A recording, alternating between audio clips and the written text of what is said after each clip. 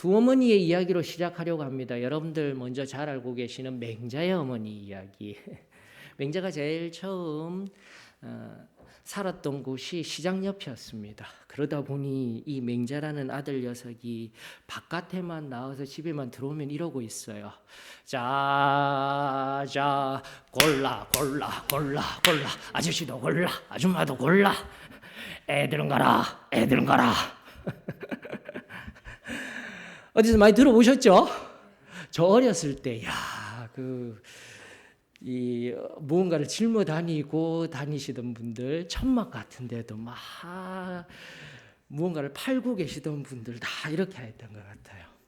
바로 그 맹자 처음에 시장 옆에 살면서 배울 것이, 눈에 보이는 것이, 듣는 것이 지금처럼 이러한 것들밖에 없으니 항상 그렇게 반응하였던 것 같습니다. 그래서 어머니가 이사를 결심하죠. 어디로 갑니까? 공동묘지 옆으로 갔네요. 그러다 보니 계속해서 집에만 들어오면 아이고 데이고 그래서 어머니가 결심을 하죠. 우리 아들 특별히 무언가를 보고 따라하는 재능이 있구나 발견했던 거예요. 그래서 어디로 갔을까요? 서당 옆으로 갔었습니다. 이것이 그 유명한 맹모 삼천시교의 이야기. 서당 옆에 있던 맹자가 글을 읽고 글을 깨우치며 놀라운 학자로서 성장할 수 있게 되었다라는 것이죠. 자, 두 어머니 이야기, 남은 어머니 이야기를 해보십시다. 프랑스의 파리에서 큰 도둑이 잡혔습니다. 아주 신출기몰하였던 도둑이었던 것 같아요. 여러분들이 일반적으로 이해할 수 있는 사람, 루팡이라는 사람이 있었습니다. 가정을 하십시다. 그런 사람이 잡혔었어요. 그리고 잡혀서 그 경찰에게 마지막 한 말이 뭐냐면은 제가 이제 감옥에 들어가게 되면 평생을 그곳에서 지내야 할진데 마지막으로 저희 어머니께 작별 인사 드릴 수 있도록 배려를 해 주십시오. 그래서 그 루팡 커다란 그 도둑 어머니에게 효심도 깊어라 이러면서 보내었더니 그 어머니와 작별의 포옹을 하고 이별의 키스를 하는데 그 어머니의 혀를 물어버린 거예요. 이 사람이 작별을 하는 것이 아니라. 그리고 여러 사람들이 보았듯이 효를 나타내기 위한 것이 아니라 이유는 무엇입니까? 그 커다란 도둑이 어렸을 때 길을 가다가 못을 하나 주었어요. 그리고 그 못을 가지고 가서 어머니께 드렸더니 어머니가 묻지도 따지지도 아니하고 아이고 잘했다, 아이고 잘했다. 어디서 이런 걸 가지고 왔대? 꼭 필요했었는데 그 어린 그 자녀는 어머니께 칭찬을 드렸어. 매번 나를 책망만 하던 그 어머니가 나를 칭찬하시네? 그럼 무슨 일이 있을까요? 내 것이 아닌 것들을 하나하나 가지고 와서 어머니께 드렸더니 어머니가 묻지도 따지지도 아니하고 잘했다, 잘했다, 잘 가져왔다, 잘 가져왔다. 여러분들 두 이야기의 공통점은 그 자녀들이 어떤 문제를 가지고 있었다라는 것입니다. 근데 그 문제에 대해서 어머니들이 어떻게 반응을 하였는지, 그리고 그 자녀들에 대한 문제와 함께 그 어머니의 반응들의 결과가 어떠하였는지 가장 상반된 것을 우리들에게 알려주는 귀한 예들인 것이죠. 오늘 우리들에게 적용을 해보아야 합니다.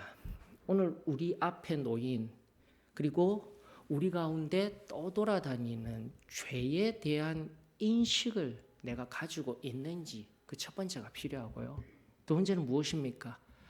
바로 이 죄의 문제 그리고 이 죄로 인하여서 죽을 수밖에 없다라는 가장 단순한 우리 인생의 귀결, 나가 지금도 그 죄로 말미암아 끊임없이 아파하고 신음하며 살아가고 있는 이 인간사의 모습 속에서 우리는 어떻게 해결해야 됩니까? 반응하고 해결해야 됩니까? 그것이 바로 진정한 회개의 문을 통과해서 하나님과 화해하는 것이죠.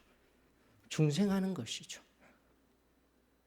그리고 우리가 전날에 받았던 구원, 성결, 성령 침례로 말미암아 오늘날 죄로부터 온전히 승리하며 죄로부터 구별된 삶을 살아내며 하늘의 기쁨만을 누리며 산다라는 우리 승리의 복음. 이 예화와 함께, 앞선 예화와 함께 지금의 나의 처음 들었던 이 진리 앞에서 오늘 하나님 앞에 또다시 들리워진 말씀을 가지고 하나님 앞에 겸손히 엎드려 나의 상태를 진실하게 바라보고 또다시 진정한 회개의 문을 통과하여 하나님과의 화해 속에서 성령의 충만함 속에서 오늘 어지러운 세상 한가운데 저와 여러분들 하늘의 평안과 기쁨으로 충만할 수 있는, 행복할 수 있는 저와 여러분들이 되어지기를 축원합니다. 자, 오늘 본문, 예전에는 시편 51편을 가지고 참 말씀들을 여러분들 많이 들었습니다. 때로는 너무 들어서 이제 더 이상 안 들어도 돼요 하는 본문이 바로 우리 사도의 신앙교회 역사 속에서 아주 중요한 본문인 시편 51편의 본문입니다. 특별히 1절로부터 4절의 말씀은 성경 주해적인 관점에서도 단어 하나하나 버릴 것 없는 아주 소중한 생명의 말씀입니다. 특별히 1절로부터 4절 속에는요, 구약이 이야기하고 있는, 구약 성경이 이야기하고 있는 3대 죄가 다 드러나고 있네요. 첫 번째 죄, 두 번째 죄악, 세 번째 죄과라고 이야기를 하고 있는 핫다트, 아온, 그리고 페샤흐가 나오고 있어요. 즉 앞선 핫다트는 헬라어 하마르티아와 더불어서 죄를 나타내는 대표적인 명사입니다. 그것이 죄라고 지금 이 본문 속에 등장하고 있고요. 죄악이라고 되어져 있는 아온이라는 것은 좀 더 가장 쉽게 접근하게 되면 자범죄들을 의미하는 것입니다. 즉 내가 범한 죄를 이야기를 하고 있는 것이죠. 그리고 세 번째 죄과로 등장하고 있는 히브리어 페샤흐는 최초 원죄를 의미하는 것입니다. 굉장히 중요한 용어입니다. 페샤흐. 그리고 그 원죄로 인하여서 해결되지 아니하고 있으며 그것이 우리 안에 꾸물꾸물 거리면서 결국은 계속적으로 반역하게 하는, 하나님을 반역하게 하는 죄가 바로 이 페샤흐라는 거예요. 그리고 구약 성경 안에 등장하는 세 가지 3대 죄인 죄, 죄악, 죄과, 때로는 죄과가 허물로도 등장합니다. 제가 종종 고범죄, 고의로 범하는 죄 해서 시편 19편 13절 한 번씩 소개시켜드리고 있죠. 고의로 알면서도 뻔뻔하게 계속하여서 반복되는 죄들, 그 자리에 가게 되면 우리 성도의 견인에 입각한 오늘날에 기독교가 이야기하는 하나님 은혜로만 말미암아 구원에 이를 것이다 아니다라는 거예요, 여러분들. 이것이 구약 성경에서는요, 이렇듯 세 가지 3대 죄로 철저하게 나뉘어져 있습니다. 그러면서 19편 12절 말씀에 허물이라고 나온 게 페샤흐예요. 페샤흐. 내 안에 원죄로부터, 최초 원죄 아담의 원죄로부터 시작된 것이 쌓이고 쌓여서 나도 모르는 사이에 부지 중에 범한 죄들, 원죄에 의하여서 범했음에도 내가 자범죄로 인식 못하는 죄에 관한 이야기가 바로 죄과 또는 허물로 번역되고 있는 이 페샤흐. 이 세 개의 죄에 대한 이야기가 1절로부터 4절까지 하나하나 잘 나타나고 있습니다. 명사화되어서요. 자, 그런데 동사도 참 잘 표현되어져 있습니다. 그러한 각각의 세 가지 죄에 대하여서 총 6가지로 동사화가 되어져 있는데 어떻게 되어져 있냐면은 첫 번째 명사 앞에 죄든 죄악이든 죄과이든 첫 번째 지워 주시옵소서, 맑게 씻어 주시옵소서, 깨끗이 제하여 주시옵소서. 그리고 이 죄과를 아오니 죄를 범하였으니 항상 있으니 이렇게 명확하게 동사가 6개로요. 각 죄악, 죄과에 의하여서 명확하게 표현되어져 있어요. 그래서 성경을 깊이 바라보면 주의적인 관점에서는 진짜 버릴 것 하나 없는 단어들인 거예요. 나아가 4절, 4비절에서는 주께서 말씀하실 때에 다시 한번 의로우시다, 화해하시고 중생케 하시는 은혜까지도 포함된 용어들이죠. 복음이 선언되어지고 있습니다. 그 죄들과 동사까지 포함되어져서요. 심판하실 때에 순전하리이다, 하리이다. 자, 이런 측면에서 일단은 성경을 좀 1절로부터 4절까지 바라보고 명사와 동사를 딱 조합해서 살펴보니까 그렇다면 이 죄를 해결할 수 있는 자범죄들로부터 용서를 구하다, 그 모든 죄가 사라지게 하다, 없이함을 받다, 이런 용어들은 잠깐 내려놓고요. 맑게 씻기다, 이런 용어를 다 내려놓고 우리가 이 모든 죄를 해결할 수 있는 방법, 해법이 무엇이냐, 한 용어로 가장 일반적이고 단순하게 이야기할 수 있는 용어 하나가 등장합니다. 여기엔 등장하는 것이 아니라 개념으로요, 회개입니다. 여러분들, 회개인 거예요. 회개. 사랑하는 성도 여러분, 다시 한 번 더 오늘 나에게 회개할 수 있음에 이 시간 감사를 드립니다. 지금도 마찬가지예요. 회개할 것이 없는 것이 아니라 성경에 근거한 죄 세 가지 가장 중요한 죄의 개념을 구약 성경이 끊임없이 이야기하고 있었을진데 나도 모르는 허물이라든지 원죄에 의하여서 예전에 해결하였다 하였지만은 또다시 사단이 우리에게 씨 뿌리듯이 던져놓은 그것을 해결하지 못하고 또다시 자라서 내 안에 죄로 인식하지 못하고 허물이야, 뭐 그럴 수도 있지 하였던 것들이 아직 있다라면 지금 이 순간 그것을 깨닫는 것, 그리고 회개하는 것, 은혜입니다, 여러분들. 그리고 그 은혜의 시작으로 말미암아 진정으로 하나님이 오늘 그 죄를 없이 하여 주시고 맑게 씻겨 주시고 다시금 성령으로 충만케 하여 주시는 이 은혜가 매 예배 때마다, 아니 매 삶의 순간순간 진정한 회개의 문을 통과하여서 하나님의 은혜로 충만한 삶, 하나님과 함께 동행하는 삶, 이것이 승리의 삶, 곧 우리의 승리의 복음의 본질인 거죠. 오늘 어떠합니까? 다시 한번 나 자신을 점검해 보아야 하는 거예요. 내 주변의 시끄러운 세상의 소리, 그리고 세상이 주는 평안함, 어느 순간 하나님 없이 살아가고 있던 내 삶의 습관들로 인하여서 이 말씀이 나에게 들려졌을 때 깨달을 수도, 아니 이제는 그런 말씀 제 삶에 중요하지 않아요, 내 이 마음 한구석에서 외치고 있는 그 어두움의 존재. 사랑하는 성도 여러분, 오늘 다시 한 번 더 이것을 깨달아 회개하는 것이 은혜의 시작입니다. 은혜입니다. 이 고백이, 이 진실한 고백이 저와 여러분들에게 이루어지기를 원하며 그 진정한 회개를 통과하여 오늘도 신실한 순전한 신랑 되신 예수님 앞에, 지금 당장이라도 오실 그분 앞에 순결한 신부로 설 수 있는 교회, 저와 여러분들이 되어지기를 주의 이름으로 축원합니다.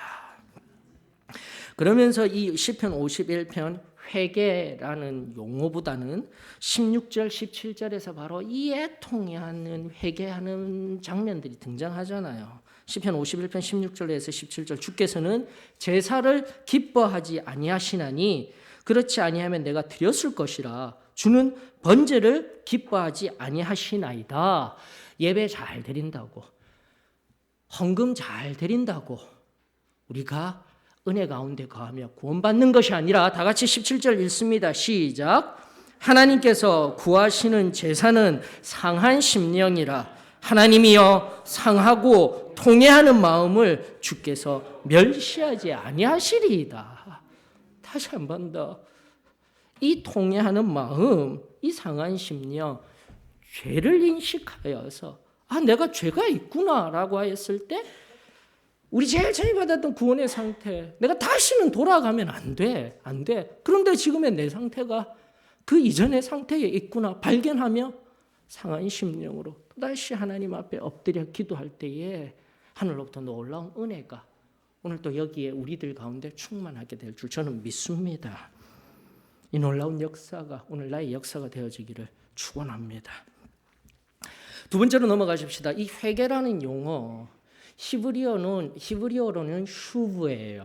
슈브, 돌아오다라는 뜻입니다. 그래서 지금도 우리 수요 성경 통독 시간에 선지서를 살펴보고 있죠. 은혜가 되죠. 선지서의 대부분의 내용은 무엇입니까? 저주, 심판이 있어. 무엇으로 인하여서요? 죄로 인하여서요. 그러면서 너희들 다 저주받을 거야, 심판받을 거야가 아니라 항상 선지서는 무엇이라고 결론을 맺고 있죠? 돌아오라는 거예요. 이것이 하나님의 말씀이었습니다. 여러분들 돌아오라, 회개하라는 거예요. 세상 속에 있던 너희들이 돌아오기만 하면 하나님의 내가 너를 안다 하여 주시고 다시 내가 너를 백성 삼을 것이고 내 자녀로 너희들과 함께 할 거야. 이것이 바로 선지서의 핵심인 거죠. 헬라어로는 메타노이아라고 합니다. 메타노이아. 헬라어의 메타노이아의 메타는 전치사예요. 전치사 애프터의 의미가 첫 번째 의미입니다. 뭐뭐 후에가 첫 번째 의미. 그리고 노이아는 영어 KNOW 노우의 어원이 되는 겁니다. 노에오 동사 헬라어 노에오가 KNOW. 그럼 어떻게 해요? 후에 알다라는 뜻인데 이 메타라는 용어 자체가 첫 번째로의 애프터의 의미가 있지만 두 번째 의미가 더 깊어요. 초월하다라는 의미가 있어요. 메타 노이아. 무언가 초월하여서 지금의 상태를 초월하여서 초월이라는 말의 의미. 지금 현재에서 내가 무언가를 딱 깨달아서 아는 상태가 이게 회개예요, 여러분들. 굉장히 중요한 용어입니다, 이게. 자, 그러면서 메타노이아를 다시 지금 정리합니다. 뭔가 초월하여서 내가 아는 상태에서 회개가 시작된다라는 것이 이 성경적인 용어의 의미인 것이죠. 자, 그러면서 구약의 히브리어 슈브 돌아오다라는 것을 가장 잘 표현한 신약의 본문이 있으니 어디입니까? 탕자 이야기인 거예요, 여러분들. 누가복음 15장에 있는 이 탕자의 이야기. 아버지가 살아 있음에도 불구하고 왜 우리가 탕자라고 이야기를 합니까? 본문은 둘째 아들인데 왜 탕자, 이 배은망덕한 아들이라고 우리가 표현하고 이야기를 합니까? 이 고대 근동, 이 중동 땅에서 이스라엘 땅에서요, 아버지가 살아 계신데 유산을 내놓으라 하는 것은 다시 한 번 더 우리의 어감으로 표현하죠. 아버지 왜 살아 계셔서 내가 돈도 없이 세상에 나가서 좀 떵떵거리며 살고 싶은데 내 마음대로 하고 싶은데 날 왜 이렇게 속박하고 지내게 하십니까? 아버지 빨리 죽어, 빨리 돌아가셔요. 이런 표현들인 거예요, 여러분들. 돈을 달라는 거, 유산을 달라는 것은요. 이게 바로 얼마나 패륜적인 행위입니까? 지금으로부터 2000년을 넘을서 고대의 이야기인데요. 그 당시에는요. 아버지의 권위가 얼마나 귀한 때인데요. 그래서 아버지는 두 말 안 하고 내어주시잖아요. 그 아들을 사랑하기 때문에 아버지 죽으라는 아들에게 내 이놈이 아니라 사랑하기 때문에 다 내어주시는 이 놀라운 사랑이 바로 지금 이 누가복음 15장 본문의 탕자 이야기인 거예요. 근데 우리는 이 이야기 잘 알고 있죠. 그렇게 세상에 나아가서 모든 것을 돈으로 바꿔서 돈만 있으면 다 될 것 같아 하고 세상에 나아가 살아보았더니 실패합니다. 세상에서 모든 것 다 실패하고 난 뒤에 누가복음 15장 17절에 정확하게 용어 등장하죠. 이에 스스로 돌이켜. 슈브가 등장하는 거예요. 여러분들 슈브의 개념이 등장하는 거예요. 돌이켜 이르되 내 아버지에게는 양식이 풍족한 품꾼이 얼마나 많은가. 나는 여기서 줄여 죽는구나. 이게 인식된 거예요. 얼마나 중요한 본문인데.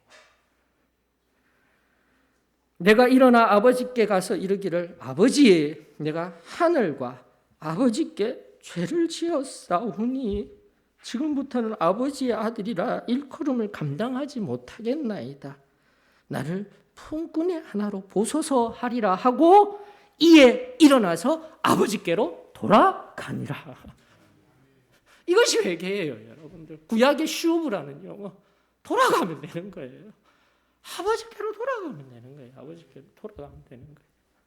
사랑하는 성도 여러분, 아직도 회개가 힘이 듭니까?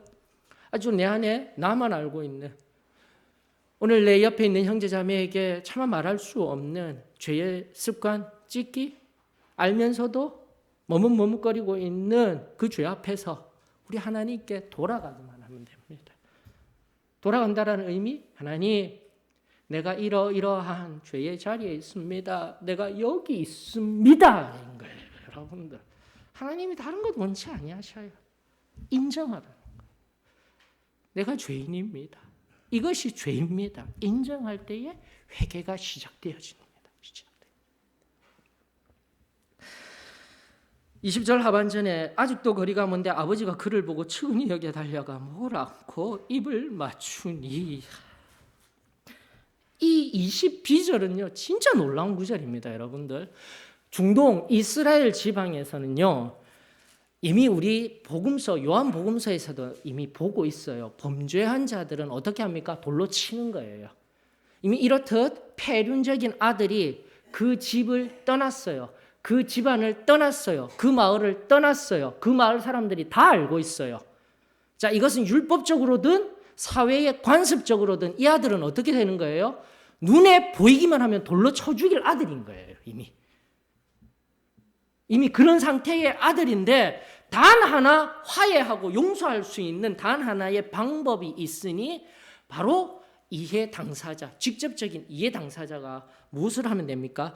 용서하면 되는 거예요. 이게 22절의 의미인 거예요. 아버지가 할 일이 없어서 먼 데서 우리 아들이 오나 보는 것이 아니라 바로 이 고대 근동의 배경이 있기 때문에 누군가가 아는 사람이 가서 돌 던져서 그 아이들 치면 죽을 수밖에 없는 상태인 거예요. 다시 복음으로 연결하세요. 우리가 죄로 인하여서 우리는 죽을 수밖에 없는데 하나님은 우리를 바라보고 계시잖아요. 어떠한 자리에 있다 할지라도 하나님은 나의 상태를 더 잘 아시잖아요. 그것을 인정할 때에 그것을 바르게 하나님 앞에 나타내고 돌아올 때에 하나님이 먼저 하시고 달려서 어떻게 해요? 앉는 거예요. 용서하는 거예요. 카파르라고 선언하면은요, 그 아들은 앞전에 어떠한 죄를 범하여서 지금 돌 맞아 죽을 수밖에 없는 상황이지만 그 아들은 용서가 되는 거예요. 사랑하는 성도 여러분, 이것이 바로 우리 모든 인류를 향하신 하나님의 사랑입니다. 어느 순간 이것이 우리에게 쉬워져 있어요. 우리에게 사라져가고 있어요. 그 아버지는 끊임없이 당신에게로 오시기를 원하시지만 우리는 아직도 세상에 발을 하나 담궈둔 채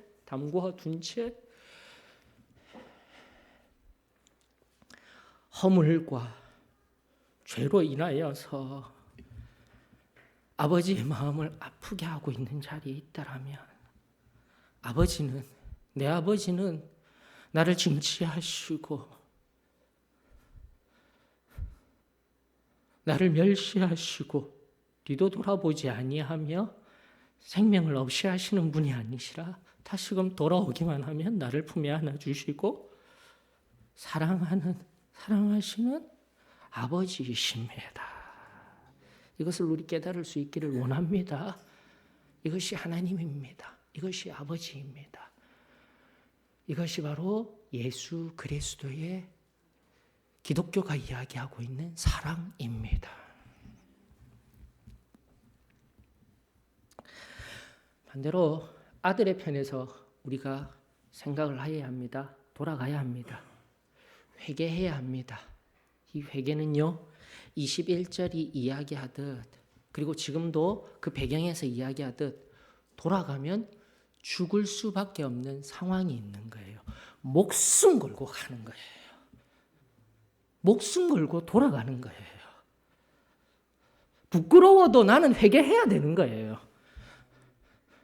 지금까지 쌓아 올린 내 안의 명예의 탑 다 무너뜨리는 한이 있더라도 내가 죄인입니다. 나 잘못했습니다. 해야 되는 거예요.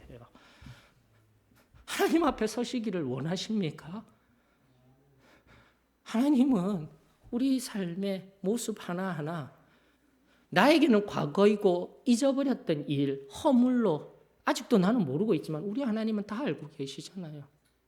다시 한번 19편 12절의 말씀과 같이 다윗의 그 고백과 같이 하나님 나의 허물을 기억하여 주시옵소서. 기억나게 하여 주시옵소서. 해결해야 합니다. 해결하지 아니하고는 죄 가지고 하나님 앞에 설 수가 없습니다. 이 아들의 내가 종이 되겠다, 아들이 되겠다가 아니잖아요. 품꾼이 되겠다. 그리고 내가 가서 이 배경 속에서 내가 죽을 수도 있는 상황이지만 내가 아버지께로 돌아가겠다. 이 진정한 회개가 저와 여러분들에게 오늘 이루어질 수 있기를 주의 이름으로 축원합니다. 헬라어로 넘어갈까요, 여러분들? 헬라어 앞서도 말씀드린 메타노이아의 의미를 알려드렸습니다. 그것을 가장 잘 나타내주는 이제 반대로 생각해 보십시다. 구약의 본문이 어디 있을까요?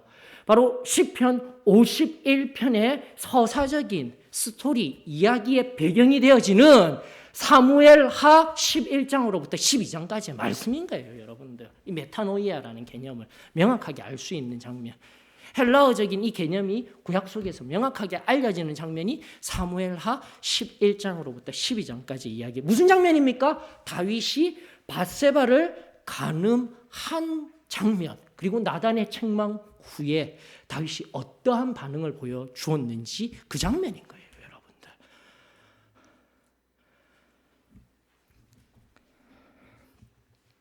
그러면서 여러분들 일단은 결과적인 것을 살펴보십시다. 사무엘하 11장은 다윗이 당연히 해야 할 의무, 전쟁에서요. 여러분들 그 11장 1절에 보게 되면 왕이 참여해야 할 전투 나가지도 아니하고요. 나태가 보입니다. 나태가 보이죠. 나태 전에는 무엇이 있었을까요? 은밀한 교만함들. 내 왕국이 이제는 암몬 저 족속들 내 군 권력에 의하여서 다 무너질 텐데 은밀한 교만함들 그리고 허영과 허세들 속에서 나태가 등장하는 거예요. 모두가 잠들어야 할 저녁 시간에 기지개를 켜며 일어났을 때 눈에 보이는 게 무엇입니까? 밧세바의 벗은 몸. 그러면서 그 속에 무엇이 있습니까? 음욕이 일어나죠. 가지고자 하는. 분명히 성경은 말합니다. 저 여인이 누구냐? 우리아의 아내. 당신의 충성스러운 신하인 우리아의 아내입니다. 분명히 남편이 있는 아내, 여인이었음에도 불구하고 가지려고 해요.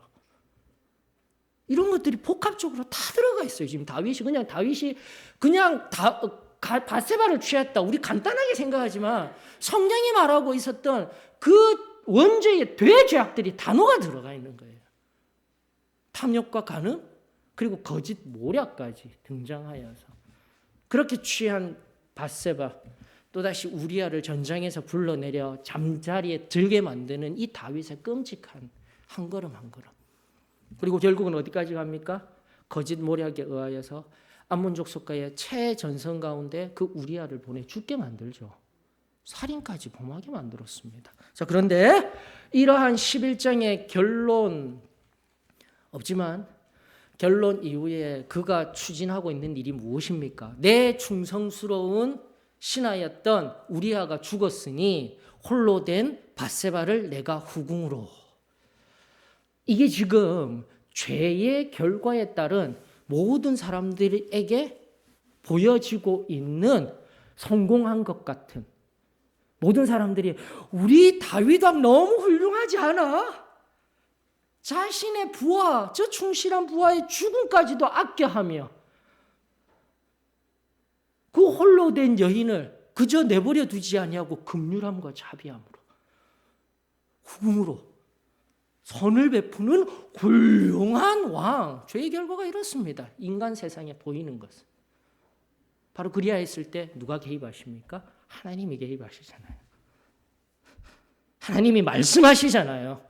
지금도 성령 하나님이 죄와 의와 심판에 관하여서 요한복음서가 이야기하듯 성령 하나님이 우리의 심령 가운데 지금의 나의 상태를 명확하게 보여주고 있음에도 불구하고 나는 어찌합니까? 듣고 있습니까? 나단이 와서 바로 이 표면적인 성공되어진 것, 이 땅 가운데 육신으로 잘 보이고 잘 사라지는 것, 그 이면에 있는 죄들은 전부 가리워진 채 잘 되어지듯이 포장된 이 상황 속에서 사무엘하 12장 나단이 대신하들이 도열한 그 왕 앞에서 먼저 예를 들면서 그리고 어떻게 이야기를 합니까? 7절로부터 9절까지 하나님의 단호한 말씀, 죄 하나하나를 끄집어내죠. 9절로부터 보십시다. 어떠한 하나님의 심판이 임하게 되는지. 9절 이런 죄들이 있었다라는 것을 하나님이 나단 선지자의 입술을 통하여서 지금 화려한 겉으로 보이는 성공적인 다윗의 모습 속에서요, 그 속에 숨겨진 죄악을 끄집어 올립니다. 그러한데 어찌하여 사무엘하 12장 9절입니다. 내가 여호와의 말씀을 업신여기고 나보기에 악을 행하였느냐? 내가 칼로 햇사람 우리아를 치되 암몬 자손의 칼로 죽이고 그의 아내를 빼앗아 내 아내로 삼았도다. 10절로부터 12절 죄에 대한 심판입니다. 이제 내가 나를 업신여기고 햇사람 우리아의 아내를 빼앗아 내 아내로 삼았은즉 칼이 내 집에서 영원토록 떠나지 아니하리라 하셨고 여호와께서 또 이와 같이 이르시기를 보라 내가 너와 내 집에 재앙을 일으키고 내가 내 눈앞에서 내 아내를 빼앗아 내 이웃들에게 주리니 그 사람들이 내 아내들과 더불어 백주에 동침하리라. 너는 은밀히 행하였으나 나는 온 이스라엘 앞에서 백주에 이 일을 행하리라 하셨다이다 하니 얼마나 두려운 말씀이 그 나단 선지자의 입술을 통하여서 심판이 선언되어집니까? 사랑하는 성도 여러분, 우리 기억하십시다. 분명히 죄 가지고 천국 가면 안 돼요. 죄 가지고 하나님 앞에 서면 안 돼요. 내가 가리우고 숨겨진 그 죄, 바로 하나님 앞에서 모든 우리 성도들 지금은 모른다 할지라도 내 형제 자매들 앞에서 하나하나 다 드러나게 될 것입니다. 이것을 두려워해야죠. 언젠가부터 우리가 이것을 두려워하지 아니하는 시대를 살아가고 있어요.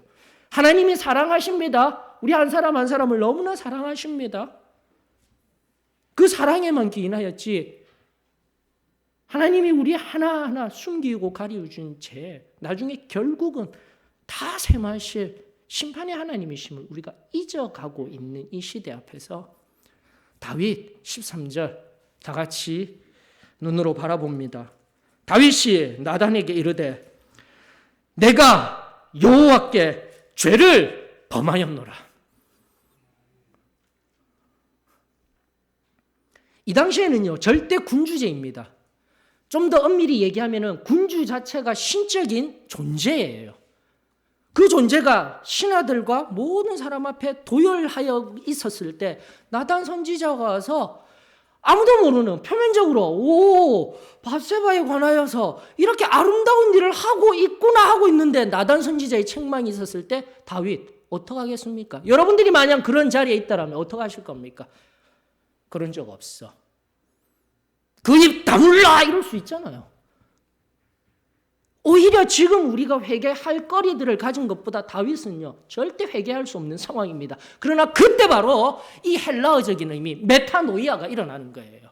자신의 마음속에서 묻어두고 잊어버리고 이 결과 속에서 그 가리우고 숨겨진 죄로 인하여서 이 결과를 보니까 모두가 나를 훌륭히 여기고 있네. 은밀한 교만이 이제는 겉으로 드러난 교만함으로 아무 문제가 없구나.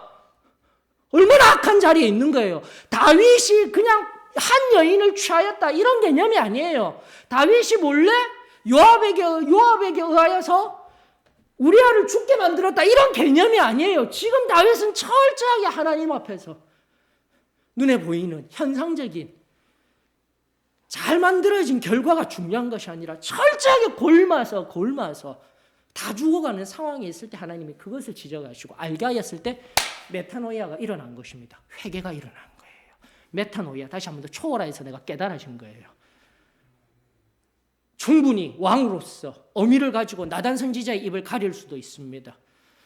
절대적인 신적인 권위를 가지고 다 무마시킬 수도 있습니다. 그러나 다윗은 그 신하들 앞에서 모두가 칭찬하는 그 앞에서 내가 그리하였습니다. 이것이 메타노이아예요. 회개예요, 여러분들. 사랑하는 성도 여러분, 오늘 다시 한 번 더 나는 회개합니다. 그리고 하나님 앞에 은혜를 받고 있습니다 하는데 어때요? 지금 성경적인 회개와 그 은혜로 말미암아 예전으로 돌아가십시다. 우리가 은혜 받았을 때 이전 것은 지나갔으니 보라 새 것이 되었도다. 고린도후서 5장 17절 말씀에 의거하여서 옛적 죄된 모습에서 완전히 변화되어서 살아갔던 것들이 우리의 신앙인데 지금 어떠십니까? 아직도 죄야? 죄과 복합적으로 생각하며 허물이야. 나에게는 그냥 그럴 수도 있지 뭐. 그러나 하나님은 이것 하나하나 결국 마지막 심판대 앞에서 다 또 재어보시고 또 재어보시고 또 재어보시는 분이 바로 심판주 하나님이십니다. 잊지 아니하기를 원합니다. 나를 지금 정직하게 살펴야 되는 거예요.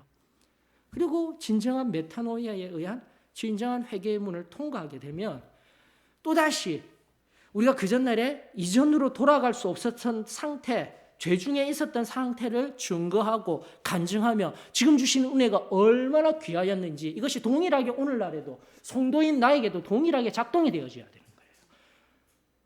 성령으로 연약한 상태에 성령의 충만함이 있지 못하고 죄, 허물, 맞아요. 내가 잘 모르고 있었어요.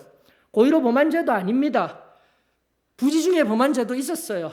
선을 적극적으로 행하지 못한 죄도 있었어요. 그것을 알지 못하다가 깨달았을 때 그때 회개하여서 때로는 우리의 표현으로는 성령의 연약한 자리에서 충만함을 겸허해야 했다라면은 그 회개와 은혜 이후와 이전의 삶을 명확히 구분하고 알고 있어야죠.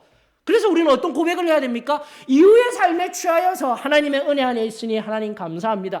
자기의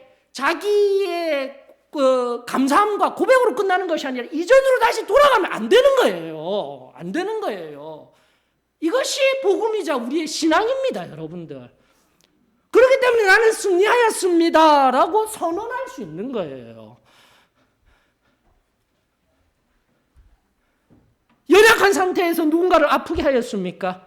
연약한 상태에서 내가 범죄한 것이 있습니까? 배상해야 됩니다. 용서를 구하고 용서해야 합니다.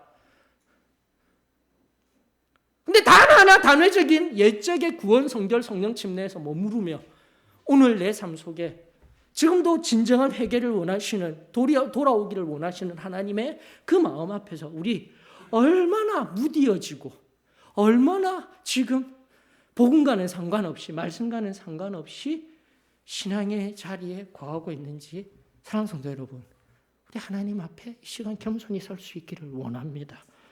왜 진정한 회개입니까?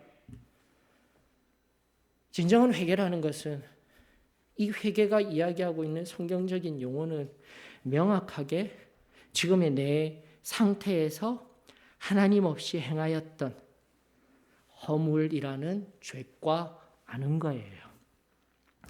시편 51편 3절이 정확하게 이 얘기를 하고 있는 겁니다. 바로 그 상태에서 내가 범죄하였사오니 하였던 다윗이 자신의 마음의 상태를 표현한 것이 시편 51편인 거예요, 여러분들. 그 속에 어떠한 죄였습니까? 무릇 나는 내 죄과 앞서도 말씀드린 허물이에요. 지금까지 몰랐을 수도 있었어요. 그리고 알면서도 그 결과로 인하여서 눈에 보이는 현상적인 상황적인 결과에 의해서 덮어놓고 있었어요. 근데 이제는 아는 거예요. 알고 이야기합니다. 내 죄가 항상 내 앞에 있나이다. 이 고백이 나와야죠. 육신적인 코로나 바이러스 때문에 우리는 마스크하고 조심하고 있는데 왜 영적인 이러한 바이러스 앞에서는 무감각한 거예요. 무감각한 거예요. 내 영적인 삶 속에 영적인 이 죄들이 떠다니듯이 내 눈앞에 있는데도 나는 인정을 하지 않는 거예요. 사랑하는 성도 여러분, 다시 한 번 더 이 피 흘린 죄들, 결국 14절에 하나님이여 나의 구원의 하나님이에요. 피 흘린 죄가 아니라 죄들에서 결국 앞서도 얘기한 은밀한 교만, 허영, 나태, 음란, 탐욕, 거짓 모략, 살인, 이 모든 것들이 피 흘린 죄들이라 고백하면서 심령의 애통함으로 하나님 앞에 섰던 것이 다윗. 그 당시 신적인 존재와 동일하게 여겼던 내 안의 명예, 내 안의 권위 다 필요 없어요. 하나님 앞에 내가 다시 살기를 원합니다. 다시 내가 살겠습니다. 하나님, 그러한 심령으로 진정한 회개를 통과하게 될 때 하나님의 우리 제일 처음 받았던 그와 동일한 은혜로 우리를 충만케 하시는 그 은혜가 오늘도 여기에 임할 수 있는 거예요. 여러분. 사랑하는 성도 여러분, 우리 다시 이 말씀 앞에서 한 걸음 한 걸음 새로워지기를 원합니다. 오늘 혹시라도 제가 두려움 반 떨림 반 새롭게 오시는 분이 계시지 아니할까. 그래도 그들에게 복음을 증거하려고 가정 복음 얘기, 그 로마서 3장 23절, 5장 12절, 그리고 고린도후서 15장 22절 이야기하면서 또 초청하여서 은혜 받도록 하는 것이 우리가 해야 할 일이잖아요. 오지 마라 하는 게 아니잖아요. 진정한 회개가 무엇인지, 그리고 진정한 그 회개를 통과한 화해와 하나님과의 화해와 중생의 의미가 무엇인지, 승리의 삶이 무엇인지 오늘 이 시간 다른 곳에서 찾지 아니하며 나 자신을 바라보며 하나님 앞에 겸손히 엎드려 이 다윗과 같이 두 번째 아들과 같이 하나님 앞에 돌아가며 하나님 앞에 나의 삶을 깊이 초월함으로 깨닫는 은혜가 있기를 원합니다. 하나님의 은혜는요, 회개의 이전과 이후를 명확히 인식하는 겁니다. 이후에 하나님이 주시는 그 은혜만을 인식하는 것이 아니라 회개 이전에 절대 돌아가지 아니하여야 할 그 죄된 자리를 깊이 인식하는 게 하나님의 은혜입니다, 여러분들. 그래서 나는 절대 돌아가지 아니할 거야. 내 의지를 가지고 피 흘리기까지 싸우는 거예요. 성령님 도와주시옵소서. 성령님이 나와 함께 하시며 나의 이 또다시 돌아가고자 하는 마음을 주님께서 인도하여 주시옵소서, 붙들어 주시옵소서. 이게 우리의 기도가 되어지며 우리의 삶이 되어지는 거예요. 그러면서 우리 다시 한 번 더 고백하십시다. 나는 죄 이전의 상태로 돌아갈 수 없습니다. 이후의 은혜로만 만족하는 것이 아니라 오늘 하나 진정한 회개를 통과하여 하나님의 은혜 안에 거하는 자, 죄 이전의 상태, 회개 이전의 상태, 성령 충만함을 경험하지 못하였고 그 이전에 말하고 행하던 그 상태로 나는 돌아가지 않겠습니다. 주님, 내게 새 힘을 허락하여 주시옵소서. 정결한 마음을 주시옵소서. 시편 51편 그 다음 말씀들 한 구절 한 구절 하나 우리 다시금 여러분들 돌아가셔서 하나하나 깊이 살펴보시면서 우슬초로 나를 정결케 하여 주시옵소서. 내가 아버지에게서 멀리 있지 아니하기를 원합니다. 구구절절히 자신의 마음을 탄회하며 하나님 앞에 간절히 서기를 원하였던 그 다윗의 마음이 오늘 여러분들의 마음이 되어지고 하나님 은혜로 충만할 수 있는 진정한 회개의 문을 통과하는 은혜의 통로가 되어지기를 원합니다. 소망의 찬송가 355장입니다. 바로 시편 51편을 모티브로 한 귀한 찬송입니다. 내 것이 되어지며 오늘 이 시간 또 주신 말씀 붙들며 하나님 앞에 메타노이아 할 수 있는 은혜가 있기를 축원합니다. 355장입니다.